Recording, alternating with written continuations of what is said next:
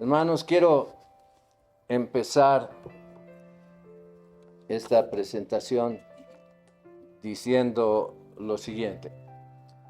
Hermanos, vivimos en un tiempo de gran incertidumbre e inseguridad. Yo diría, hermanos, que el pan de cada día que vivimos, no solo en la iglesia, en nuestros trabajos, en nuestra relación con nuestra familia, en el contacto que tenemos con otras familias, en la sociedad, en nuestros estudios, está lleno, está penetrado de incertidumbre y de inseguridad. Les menciono algunos.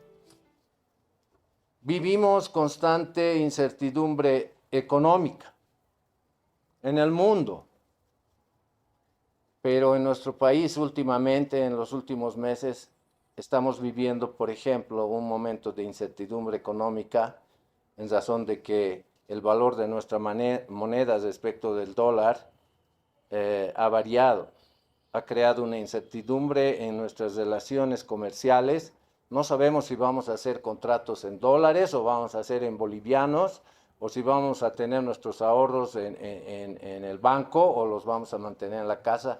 Hay incertidumbre, hermano, inseguridad total. Vivimos incertidumbre política, no solo en el país, eso ya es pan de cada día en nuestro país, pero a nivel internacional estamos viendo situaciones de incertidumbre mundial.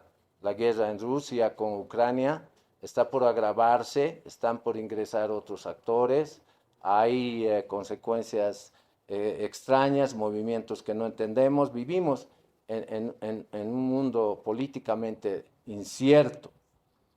Incertidumbre jurídica, ni qué decir, hermanos, los que vivimos en Bolivia y los que por alguna razón estamos involucrados en algún proceso judicial, podríamos decir de manera clara y concreta que no existe seguridad jurídica en Bolivia. El debido proceso, el Estado de Derecho que anuncian las leyes no se cumplen.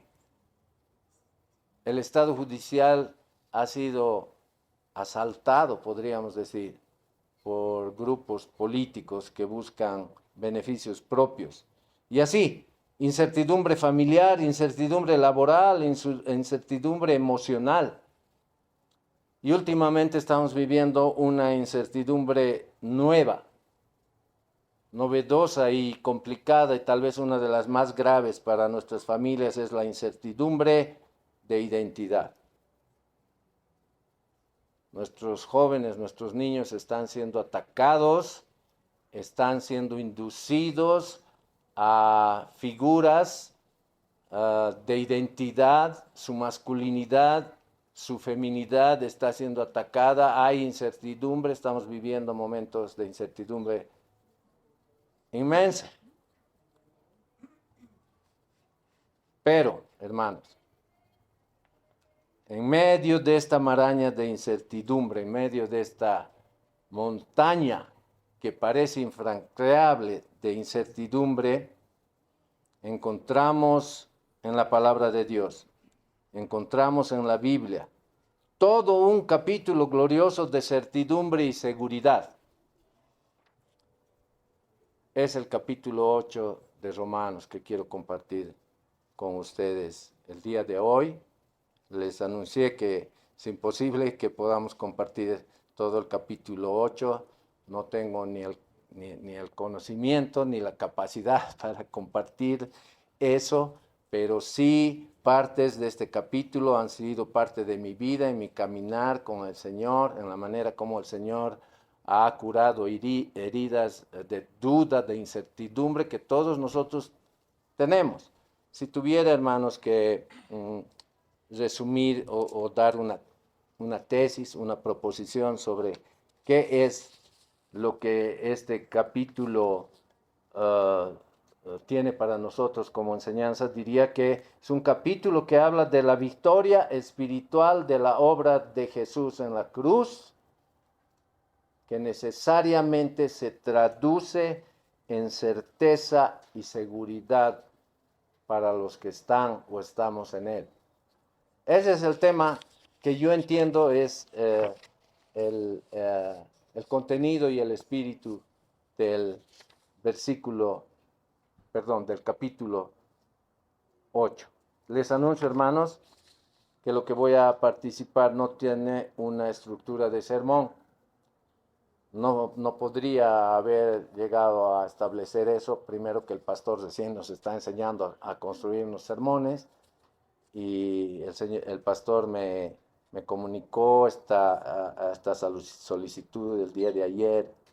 Así que lo que voy a hacer, lo que voy a participar, tiene más bien un matiz de reflexiones y meditaciones sobre las cosas que están en este capítulo. Y me voy a limitar, hermanos, a leer y compartir y tal vez intentar penetrar y meditar sobre el capítulo 8 de los versículos 1 al 4 solamente. Dice así la palabra de Dios.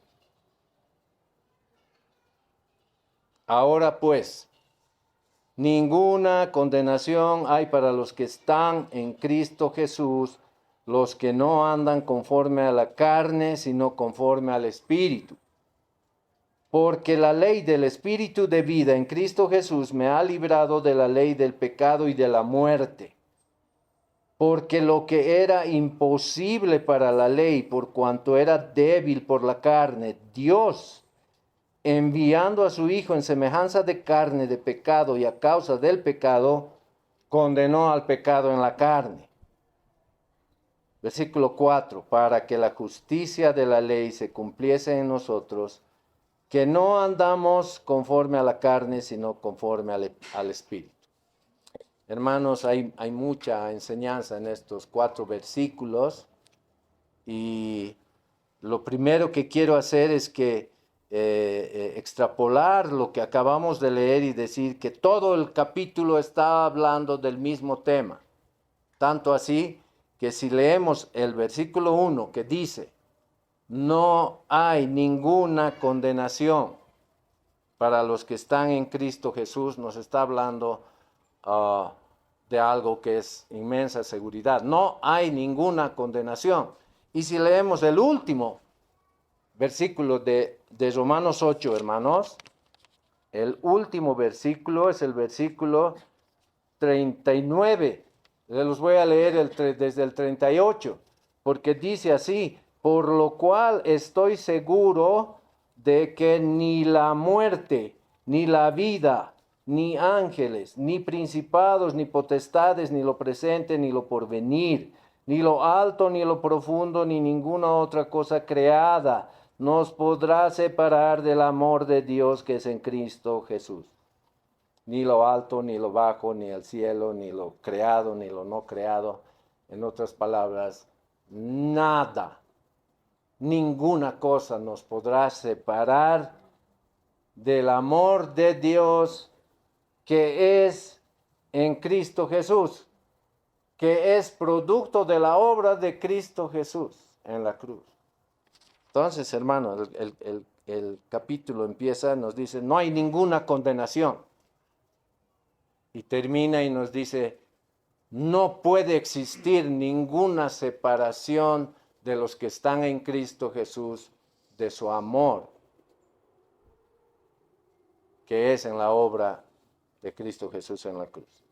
Entonces, hermanos, volvemos. O sea, lo que estoy tratando de decir que este libro empieza y termina de una manera tan poderosa sobre seguridad y certeza, que todo lo demás dentro ya podríamos decir que refleja y va a reflejar, si leyéramos todo, está reflejando exactamente ese mismo espíritu. Y trataremos de leer los 4 primeros capítulos. Hermanos, dice, ahora pues. Estoy seguro que el pastor hubiera sacado ya este ahora pues en griego. Soy neófito, hermanos, en griego, pero no necesitamos tampoco entrar a una exégesis muy profunda para saber de qué está hablando. Aquí hay una lógica. Dice, ahora pues, es como decir, por tanto. Y lo que está diciendo Pablo es, a la luz de todo lo que he venido explicando desde el primer capítulo, del 1 al 7, ahora pues es necesario que entendamos algo concreto. Esta es la conclusión de todo lo que hemos venido hablando del capítulo 1 al 7. ¿Y qué es lo que ha venido hablando Pablo del 1 al 7? Hermanos, el libro de Romanos está catalogado como el libro que trata de la manera más didáctica el Evangelio, la obra de Cristo, la salvación. Y entonces del 1 al 7 tenemos que el Evangelio es poder de Dios para salvación, que la salvación es una revelación de lo alto, desde el cielo, y que viene una revelación por el Evangelio, por la obra de Cristo, y que es solo por fe. Y más adelante dice que por la obra de Jesús hemos sido justificados, ha habido redención, ha habido propiciación y ha habido reconciliación con nuestro Señor. Más adelante dice que hemos muerto al pecado, que estamos unidos con Cristo. Esas son las verdades que del 1 al 7 han venido reflejándose en su palabra. Y ahora está diciendo, ahora pues, a la luz de todas esas gloriosas verdades, tenemos que entender que no hay ninguna condenación para los que están en Cristo Jesús. Y la otra palabra es ninguna. En hebreo y en griego estoy seguro que quiere decir ninguna. Más abajo dice Pablo en varios lugares, de ninguna manera. Le hacen preguntas. Entonces debemos pecar para que la gracia abunde, dicen los judíos. Y él dice, no, de ninguna manera. No hay manera posible que eso ocurra. Es un negativo absoluto. Y lo que nos está diciendo aquí Pablo es que no hay ninguna condenación para los que están en Cristo Jesús. Entonces la pregunta sería, ¿quiénes son esos que están en Cristo Jesús, hermanos?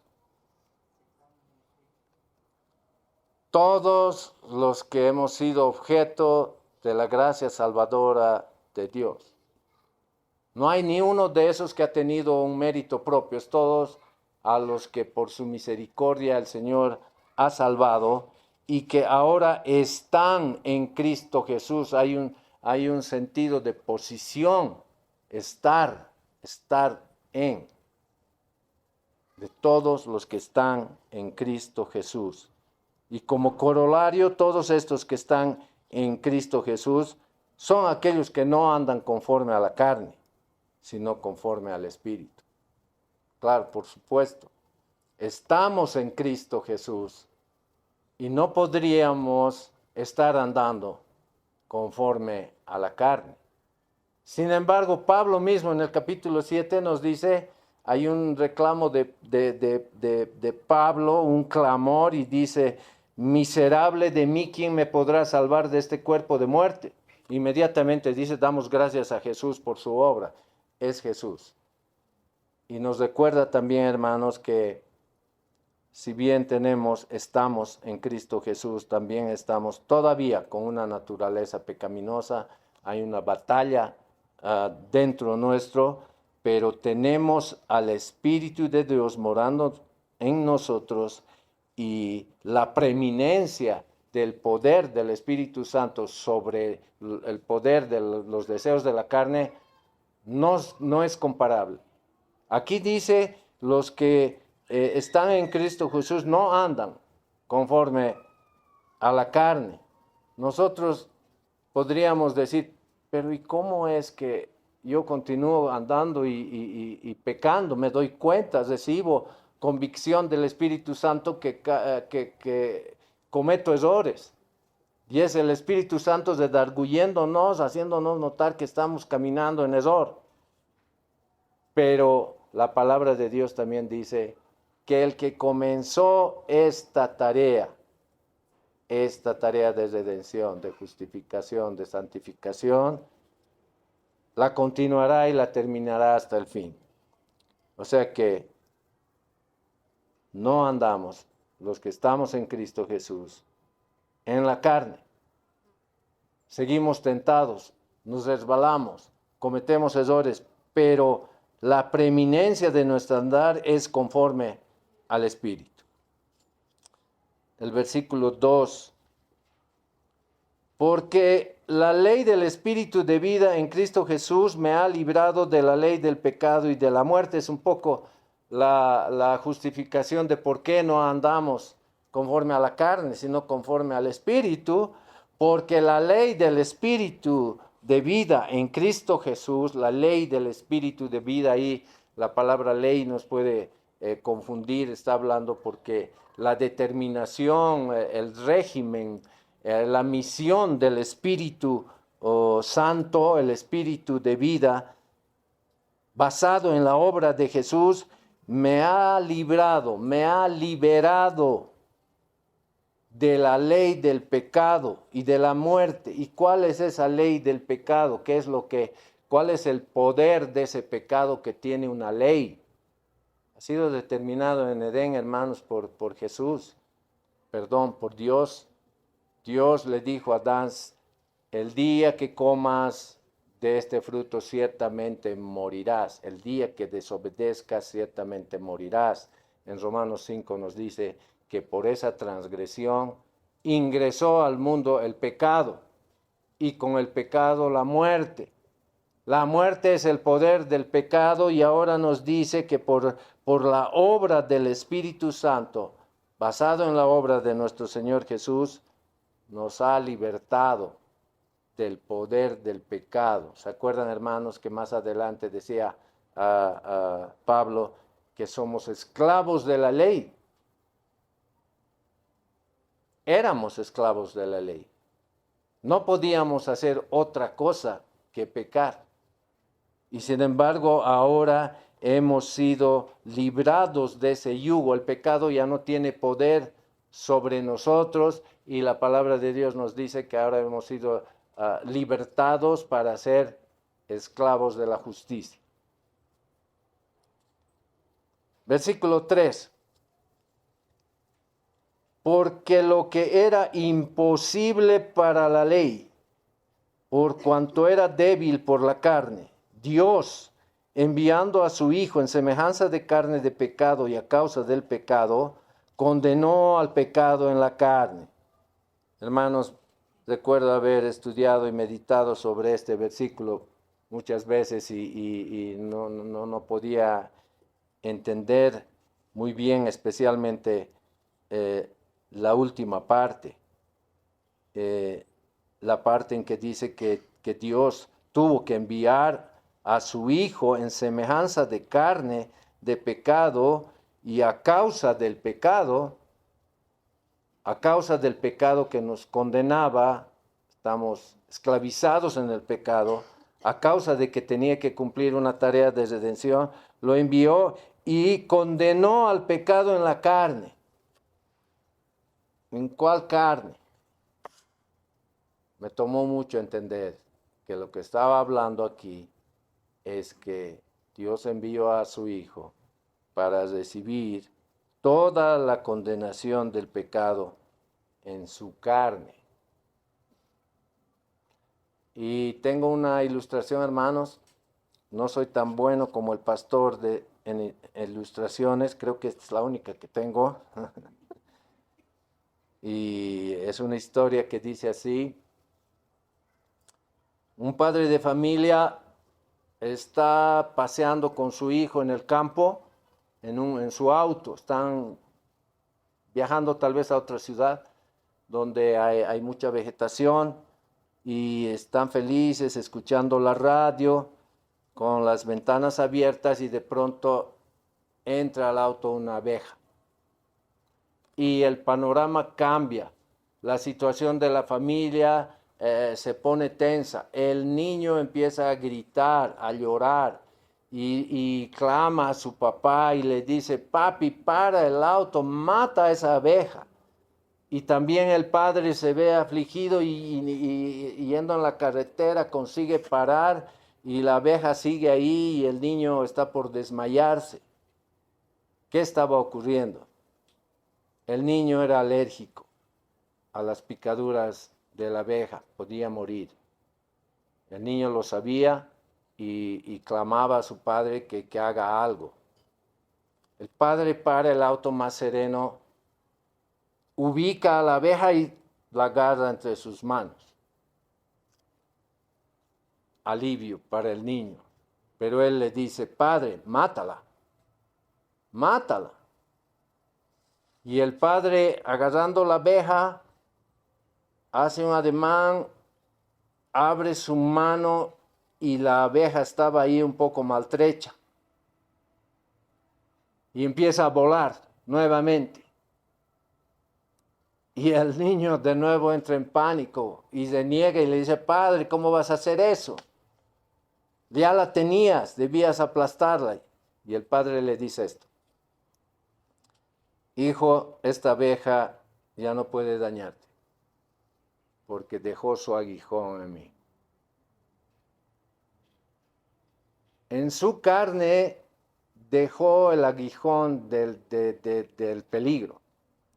Y eso es lo que está diciendo aquí, que envió a su Hijo para condenar al pecado en su carne. No se olviden, hermanos, tenemos versículos como de 2 Corintios 5, por favor, les invito a que vayamos ahí, 2 de Corintios 5.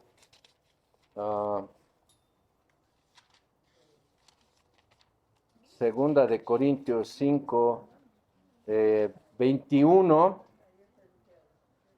perdón.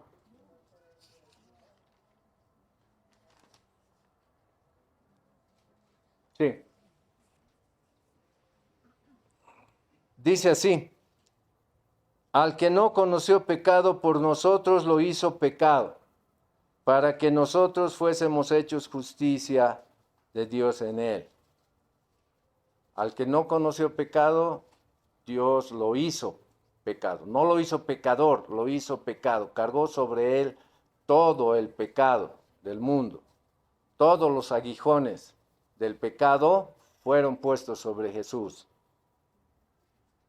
Para que nosotros fuésemos hechos justicia de Dios en él. Está hablando de un glorioso intercambio que Él recibió nuestro pecado y nosotros recibimos su justicia, y ese es el intercambio que está hablando aquí. Y en otro versículo más específico, digamos, sobre esto que el versículo 3 nos está enseñando, de que Jesús o Dios envió a su Hijo para condenar al pecado en la muerte, condenó al pecado en la carne de Jesús. Y luego leemos en algún otro versículo que clama a alguien, no recuerdo bien, hermanos, y dice, oh muerte, ¿dónde está tu aguijón? Oh muerte, ¿dónde está tu aguijón? Si tuvieran que decirle a la abeja, o que fuera un ente que pudiéramos hablarles de, oh abeja, ¿dónde está ese aguijón que has causado pánico, incertidumbre en mi hijo? Ya descargó el aguijón. El pecado, lo que está diciendo aquí es que el pecado ya no tiene poder sobre nosotros. Puede seguir revoloteando alrededor nuestro, amenazante. Pero la obra de Jesús en nuestras vidas está libertada, librada, inmune, podremos decir, hermanos, a los aguijones del pecado y de la muerte. Y el versículo 4, el propósito de todo esto. Sabemos que es el propósito porque empieza para que, o sea, todo esto que acabamos de decir en estos 3 versículos, para que la justicia de la ley se cumpliese en nosotros, que no andamos conforme a la carne, sino conforme al Espíritu. Sabemos, hermanos, que la justicia de la ley exigía perfección, cumplimiento perfecto de la ley que no podíamos cumplir. Era imposible. Si la obra de Jesús no se presentaba, si Dios no enviaba a ese Salvador, estábamos condenados a la justicia de la ley. Pero ahora dice que todo esto envió a su Hijo amado para que condene al pecado en la carne de Jesús, para que los aguijones de la ley ya no apliquen a nosotros. Y por tanto no andamos conforme a la carne, sino conforme al Espíritu. Hermanos, el pastor siempre nos está enseñando a que toda palabra, toda enseñanza, tenemos que traducirla, tenemos que traerla a nuestras vidas. Y por eso empecé con este tema de la incertidumbre y la inseguridad. Vivimos en un ambiente secular, vamos a decir, de incertidumbre e inseguridad, pero en nuestras vidas cristianas todos nosotros hemos experimentado y tal vez vamos a continuar experimentando inseguridad. ¿A qué se debe? A que no estamos entendiendo el mensaje de la palabra de Dios. La palabra de Dios no solo en este capítulo es un mensaje casi enteramente sobre consuelo a los creyentes, sobre seguridad y certeza. ¿Qué dice la definición de la fe? No recuerdo el versículo, hermanos, perdónenme, pero sí dice: la fe es la certeza de lo que se espera y la convicción de lo que no vemos, de lo que no se ve. La fe es una certeza de la obra de Jesús, la manera como debemos entender lo que Dios tiene para nosotros es palabra de verdad. En el Antiguo Testamento habían creído muchos, Abraham y muchos, no en la obra terminada de Jesús, ellos creyeron en la promesa de algo que iba a ocurrir. Y nosotros, después de Cristo, tenemos una ventaja enorme. Nuestra fe tiene la certeza de algo que ha ocurrido ya, hace 2000 años. Y esa es la tarea de los apóstoles y de las cartas didácticas de Pablo especialmente, de animarnos a meditar sobre la palabra de Dios, animarnos a entender el cumplimiento, la muerte consumada, la promesa cumplida de Dios sobre nuestra salvación. Me quedo con eso, hermanos, y que el Señor bendiga su palabra en sus vidas.